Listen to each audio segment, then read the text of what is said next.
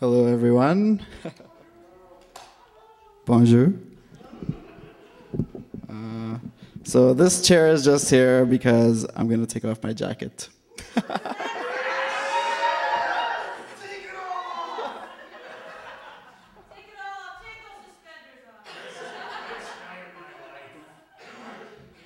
Music? No.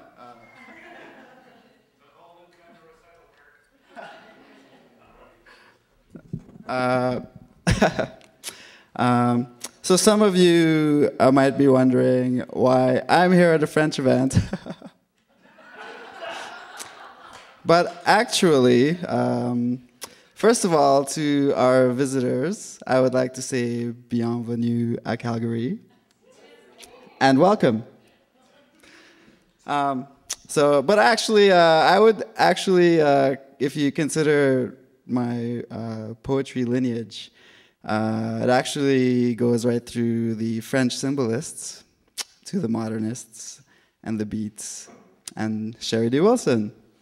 So that's one French connection. And my first poem is called Montreal. And I guess this is for my French friends here tonight. Even the ones who I haven't met, which is most of you, but anyway, whatever. Montreal. 1 year ago, full speed from Halifax, VIP service on Via Rail train, 2 hours in Montreal waiting for a Toronto connection. 2 hours, not enough. Montreal, you banish me.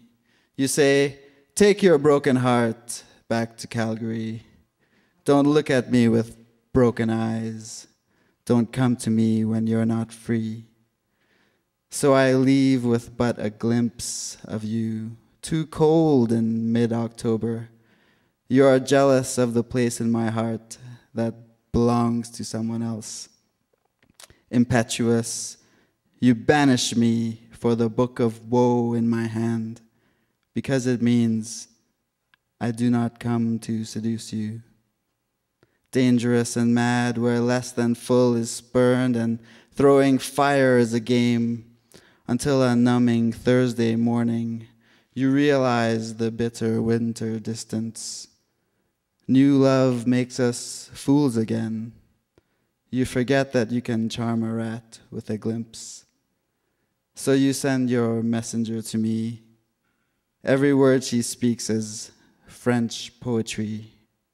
Métis beauty, impetuous and dangerous where less than full is spurned. She is a chef of passion. I am a stove upon which she cooks desire. We take the train to Montreal from Toronto's Union Station. She demands the window seat and falls asleep, waking only to observe the flight of a falcon. Thank you.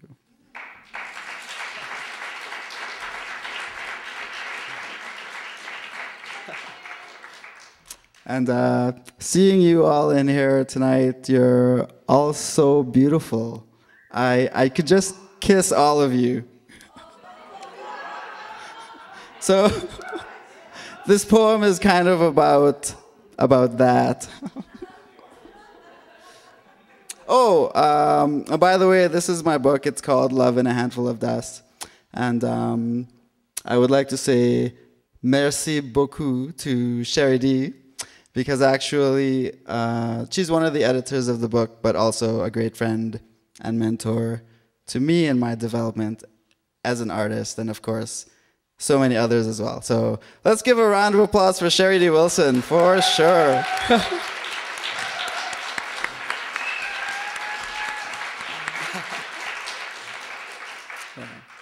So this poem is called More. Your lips are agave nectar mixed with maple syrup. Your cheek is a luscious crepe filled with strawberries and whipping creme. I could tell you of the exquisite deliciousness of every part of your body, but we will be here for hours, days, weeks, however long until you succumb and allow me to taste the parts of you that are tickled most by my descriptions. Or let me be a Shehrazade who ploys my tales, not for my life, but for the fruits of your love. 1001 nights of pleasure, and the first night, tonight, let me tell you about your lips. The geometry of your lips is so sacred. If Da Vinci had seen them, he would have designed an atomic bomb. Your lips are as soft as the feathery down that covers the inside of an orgasm. Your lips are so peaceful that each time you smile, a young dove takes its first flight, and each time you laugh, a baby blue whale is born. Because the sounds that come from between your lips are more beautiful than whale song. Your lips are so perfect for kissing that fruit ripens in your presence. The brush of your lips as you kiss is like a touch from the feather of the quill of God as he creates the universe. Thank you.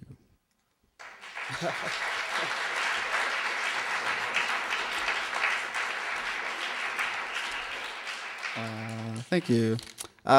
So I'm gonna change it up a little bit with my last poem, which actually I just finished today, and it kind of has to do with that second project about growing up in Calgary, and so yeah, it's a story. I'll just get right to it since it's kind of long, I guess. So it's called To Weyburn and Back. Anyway. Sometimes we get good advice we can't use yet, so we pack up the advice in the winter closet of the mind.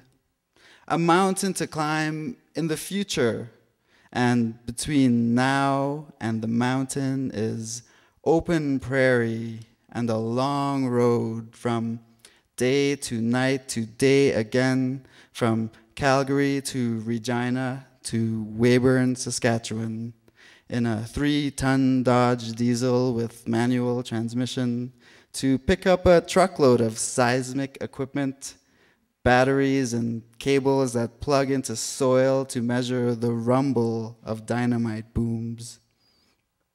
The company sends 2 people. Alex was 30-something and had the cool confidence of a man who genuinely didn't give a fuck. I was an 18-year-old U of C student with a 3-week-old driver's license. We figure Alex will do most of the driving, 10 hours to get there, 10 hours back in the morning. Alex says the highway doesn't change until we pass Medicine Hat. Then it gets flat, he says. I thought he was joking. I thought I knew what prairie was. But hundreds of kilometers later, the truck's shadow pulls far ahead down a road as straight as a path that marks a well-aimed arrow's flight to the target at the center of the horizon, dividing into perfect halves, yellow canola fields so flat the first thought must be the ocean. But more still and less severe than water is earth, completely exhaled.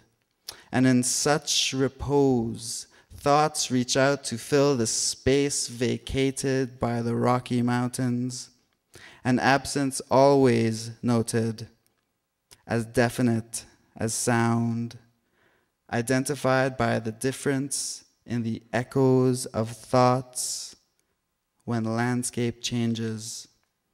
We learn to know the resonance and dissonance of home. We reach Weyburn at 8 p.m. expecting a night's rest. They tell us to load up the truck and drive back tonight. The equipment is rented and late. We buy our own dinner and get back on the road. The highway is a tunnel carved out by the headlights.